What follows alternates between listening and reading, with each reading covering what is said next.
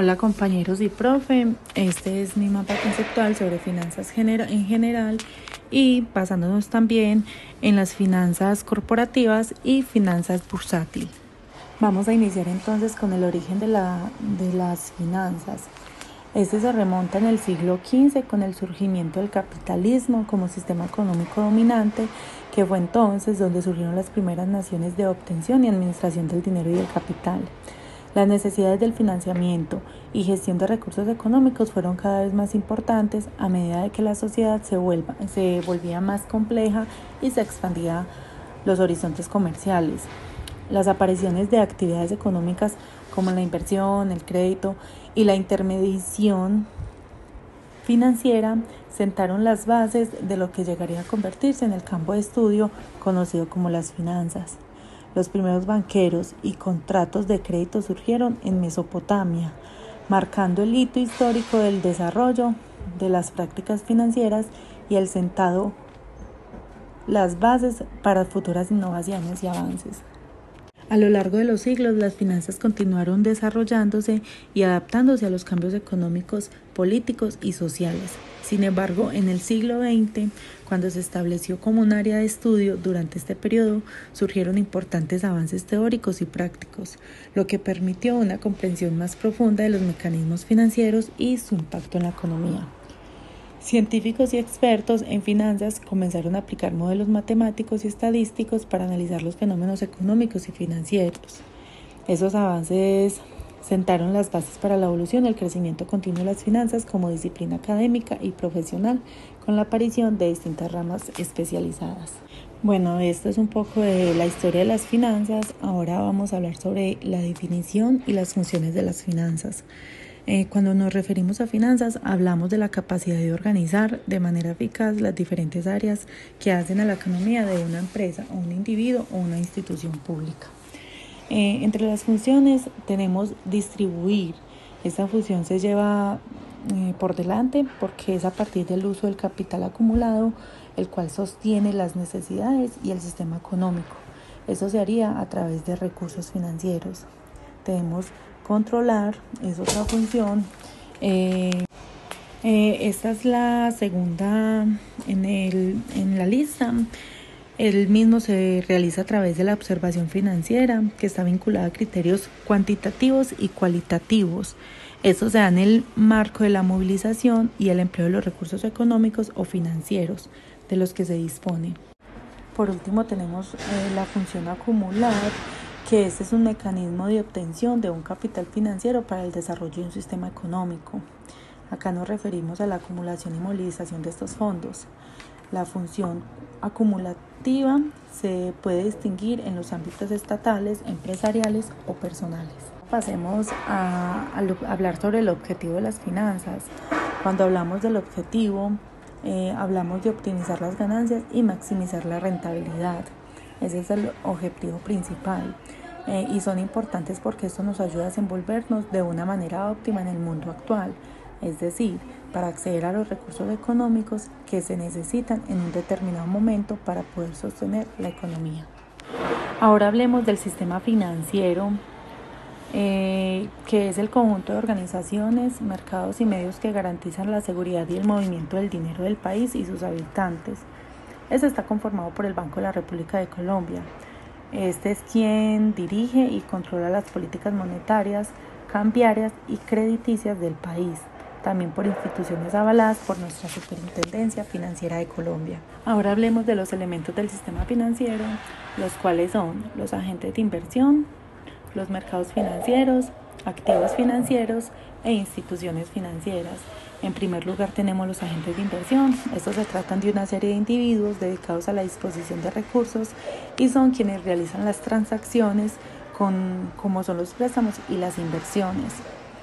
En segundo lugar tenemos los mercados financieros. Es un medio en el cual se efectúan diversas acciones en las que se trabaja por medio de mediadores y en donde se realiza intercambio de recursos. En tercer lugar tenemos los activos financieros. Es el intercambio realizado entre los diferentes inversores y prestatarios, el cual funge como un documento con el que son los avances tecnológicos se convierten en una anotación en cuenta. Por lo tanto, Este tipo de inversión queda registrado como un documento en el que existen recursos materiales o inmateriales. Por último, tenemos las instituciones financieras. Este es un elemento que está dentro de los sistemas financieros, tratándose de instituciones bancarias, cajas de ahorro o fondos de inversión. Son instituciones especializadas en diferentes tipos de transacciones mediante el uso de agentes de inversión. Ahora vamos a hablar sobre las finanzas corporativas, que hace parte del sistema financiero. Como definición, tenemos que estas se centran en las decisiones monetarias que hace una empresa, además de las herramientas usadas para la toma de decisiones, por lo cual su objetivo es buscar la manera de generar valor. Sus funciones se pueden valorar desde 3 perspectivas. En primer lugar, tenemos la informativa, que tiene que ver con el manejo puntual y preciso de la información financiera de la empresa. En segundo lugar, la decisiva. Aquí participan los análisis de informaciones, las implicaciones y las repercusiones que tiene de todo negocio. La ejecutoria, que es la última, esta hace realidad las decisiones que se tomaron. Estas finanzas, hablando de finanzas corporativas, se clasifican en 4 decisiones. La primera decisión es la decisión de inversión, que se centra en el estudio de activos reales en lo que la empresa quiere invertir. Decisiones de financiación. En este punto es donde se estudian las diferentes maneras de obtener los fondos requeridos para que la empresa pueda adquirir los activos en los que ha decidido invertir. Las decisiones sobre dividendos. En este punto es importante que se tenga en cuenta que se debe equilibrar todos los aspectos de la compañía. Estas decisiones implican una remuneración al capital accionario de la empresa y también supone privar a las empresas de los recursos financieros. Y por último tenemos las decisiones directivas. Estas consisten en las decisiones operativas y financieras del día a día. Como objetivo de estas finanzas corporativas, tenemos como que estas radican en aplicar los recursos monetarios de manera acertada. Por lo tanto, hay que tener claro lo siguiente. En primer lugar, tenemos determinar la inversión en los activos de una empresa. En segundo lugar, determinar el financiamiento a través del pasivo capital contable. Tercero, controlar los niveles de rentabilidad. Cuarto, controlar los niveles de productividad. Quinto, controlar los niveles de aplacamiento. 6, controlar los niveles de liquidez del negocio. Séptimo, maximizar el valor económico de la empresa.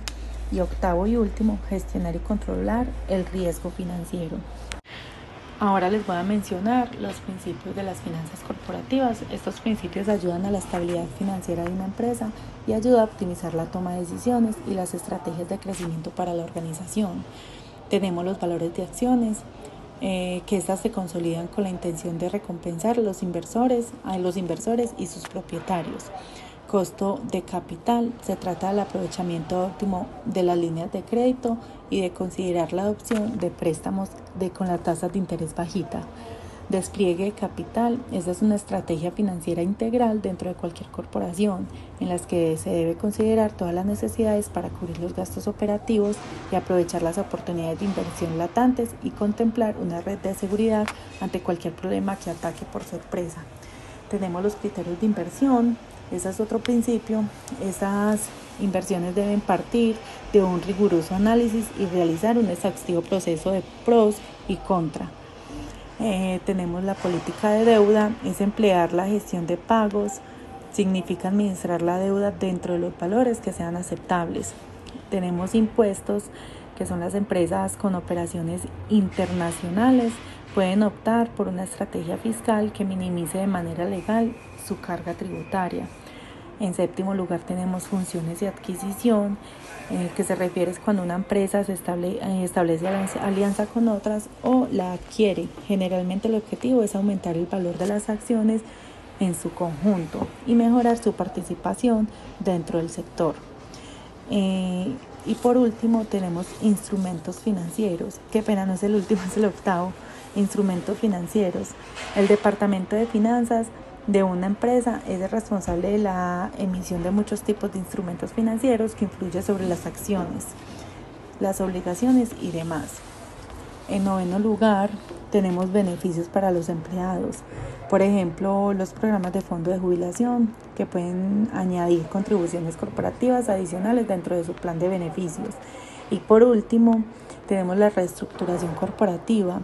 En el caso de un desafío severo o de que las circunstancias obliguen a un cierre corporativo, las ejecuciones financieras deben contemplar todas las opciones a su alcance en favor de una reorganización bajo la tutela de un tribunal en quiebras. Ahora bien, como sabemos, toda decisión o toda inversión tiene también sus riesgos. Entonces vamos a hablar sobre los riesgos de finanzas corporativas. Tenemos en primer lugar el riesgo metódico, que son aquellos que no pueden evitarse y dañan las rentabilidades de los valores. Riesgos no metódicos, estos sí se pueden evitar. Pueden reducirse a través de las diversificaciones. Tenemos también riesgo de liquidez. Este se refiere a la incapacidad de una empresa para cumplir sus obligaciones financieras a corto plazo. Y por último tenemos riesgo crediticio. Se relaciona con la capacidad de una empresa para pagar sus deudas a los acreedores. Este riesgo aumenta cuando una empresa tiene una carga de deuda elevada y una capacidad limitada para generar el flujo de efectivo. Seguimos entonces con definición sobre finanzas bursátil. Estas son las acciones que permiten comprar y vender acciones de una empresa directamente en la bolsa de valores. Como objetivo es que estas inversiones cuentan con los recursos adecuados para mantener un mayor rendimiento sobre intereses o, en dado caso, en el reparto de utilidades de accionista. Es decir, lo que buscan los inversionistas es que exista una seguridad de recuperar su dinero, logrando que rinda mientras que el riesgo sea mínimo. Y como lo mencioné con las finanzas corporativas, cabe aclarar que en finanzas bursátil también existe ciertos riesgos y entre esos tenemos el riesgo de mercado, que se refiere a la posibilidad de que los precios de los valores cotizados en la bolsa disminuyan debido a factores externos, como son los cambios en la tasa de interés, la inflación, las fluctuosidades en los precios, entre otros. En segundo riesgo tenemos riesgo de crédito, que se refiere a la posibilidad de que una empresa o emisor de valores incumpla con sus obligaciones financieras. También tenemos riesgo de liquidez, que se refiere a la posibilidad de que un inversor no pueda vender sus valores cotizados en la bolsa o no pueda encontrar un comprador dispuesto a comprarlos al precio deseado. También tenemos el riesgo cambiario. Es el riesgo que se refiere a la posibilidad de que los cambios en los tipos de cambio afecten el valor de las inversiones. Tenemos también el riesgo político y regulatorio, que es el riesgo que se refiere a la posibilidad de que los cambios en las políticas gubernamentales, las leyes y los reglamentos afecten el valor de las inversiones. Tenemos el riesgo de inflación. Ese riesgo se presenta cuando la inflación es mayor a la rentabilidad que se obtiene en la bolsa de valores, debido a que el incremento de precios puede afectar el poder adquisitivo de las personas. Y por último tenemos el riesgo no sistemático o específico. Esto se refiere al riesgo propio de cada empresa y se debe a factores internos del negocio. Es decir, el riesgo no sistemático o específico no depende de las cosas que ocurran en el mercado. Cuando hablamos de finanzas bursátil, hacemos referencia a la bolsa de valores. Por eso vamos a profundizar un poquito en este tema. Como definición, tenemos que la bolsa de valores es un mercado físico virtual donde se ponen en contacto demandantes y oferentes de capital, los que se realizan transacciones a través de intermediarios autorizados. Existen 4 mercados principales para realizar esta operación en Colombia. El primero es el mercado de renta fija, que es donde se negocian principalmente bonos de gobiernos y bonos de empresas privadas. En segundo lugar tenemos el mercado de renta variable, que es donde se negocian las acciones de compañías inscritas en el mercado público de valores. En tercer lugar tenemos el mercado de divisas, donde se negocian el intercambio de moneda colombiana frente al dólar estadounidense. Y por último tenemos el mercado de derivados estandarizados, donde se negocian futuros, es decir, en el que se pacta la compra o la venta de un activo en una fecha futura y un precio determinado. Ya para finalizar mi exposición sobre este mapa conceptual, quisiera hablar sobre la historia de la bolsa de valores. en 1929. Este fue un periodo crítico en la economía mundial por la depresión que surgió en el Martes Negro en octubre de 1929. Sin embargo, con la fusión de las bolsas y el transcurso del tiempo, resurge la actividad bursátil. De esta manera, el país llegó a observar los primeros negocios con acciones realizadas a través de la Bolsa de Bogotá. En 1953 se presentó un negativo en el mercado bursátil nacional, pues se adoptó una legislación que básicamente gravó las acciones con una doble tributación. Es decir, que no había una manera sostenible de impulsarse, sino era solo por deudas, lo cual deterioró la capitalización accionaria. En los años 60, 19 de enero de 1961, se dio otro gran paso a la evolución del mercado, pues fue cuando nació la Bolsa de Medellín, en una región que básicamente se caracterizaba por ser un centro empresarial e industrial importante en el crecimiento y desarrollo económico del país. Esta plaza se constituyó con un capital de 522.000 pesos, que fue la suma aportada por 29 corredores. Esto lo conformaba la Asociación de Corredores de Medellín. El 3 de abril de 1961 se realizaban 2 ruedas diarias y solo duraban 1 hora. Es decir, que hasta ese momento estaban comenzando a diferencia de la época en la que fue creada la Bolsa de Bogotá. Esto permitió un éxito indiscutible en la Bolsa de los Valores de Medellín, pues durante esta época esta institución fue fundamental para descentralizar el mercado de capitales colombianos, ya que se vivió un auge de la bolsa, lo que resultó clave para la capitalización y la financiación de la industria antioqueña. Hablemos ya del año 1982, que la vigilancia y el control de la Bolsa de Valores dejó de asumirlo la Superintendencia Bancaria y la función pasó a la Comisión Nacional de Valores, que hoy es la Superintendencia de Valores. La presencia de este tipo de bolsas como la de Bogotá y especialmente de Medellín se comenzaron a ver acompañadas por el empuje y el crecimiento de Occidente colombiano, y en este escenario fue donde nació la Bolsa de Occidente. Esta entidad inició operaciones el 7 de marzo de 1983. Después de eso se evidenció un crecimiento e incremento en el volumen transado, alcanzando hasta 236% anual. En los años 90, con la llegada de la tecnología al mundo, hubo un impacto muy positivo en el mercado bursátil, sobre todo aquí en Colombia y en el mundo pues en general, porque la agilidad que trajo en el mercado esta integración de negociaciones electrónicas empezó a permitir que las 3 bolsas tomaran más fuerza y confianza. Fue en ese punto cuando realmente las 3 bolsas se dieron cuenta de que con empresas de un tamaño más grande y más desarrollada era mejor tener una bolsa nacional fuerte y no 3 en competencia, porque realmente el objetivo era estar en un mercado internacional más abierto. El objetivo de estas bolsas era aprovechar las fortalezas de cada una y así poder crear como una grande con mucha más fuerza, como lo mencionaba. La Bolsa de Bogotá tenía una larga tradición y un mercado consolidado a lo largo de los años como el principal centro financiero del país. La Bolsa de Medellín contaba con un mercado accionario intenso, también por su cultura de sociedades. Y la Bolsa de Occidente, que era la más joven, tenía fortalezas importantes en títulos de renta fija, como los CDTs, los bonos y demás en las atracciones de nuevos emisores. Lo anterior demuestra que se tenían 3 mercados de muy poco tamaño, pero significativos frente a las demás bolsas del continente, pues al tener objetivos comunes era más fácil continuar y crecer individualmente.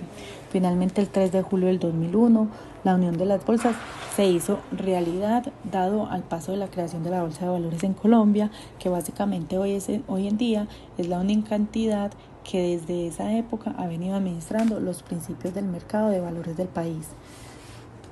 Fue allí entonces donde se creó la Bolsa de Valores de Colombia, que viene siendo una sola. Muchísimas gracias.